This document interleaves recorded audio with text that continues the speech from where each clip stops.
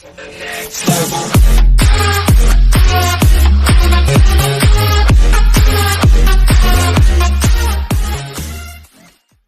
Hunger Games prequel book in the works from Suzanne Collins, Lionsgate in talks to develop film.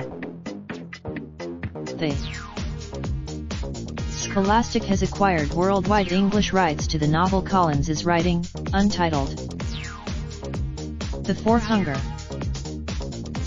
with Suzanne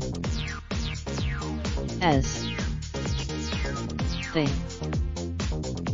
untitled. Raindrop, drop top smoking, no cooking the hot pot. Fucking on your bitch, yeah, that. Looking up, open the park pot.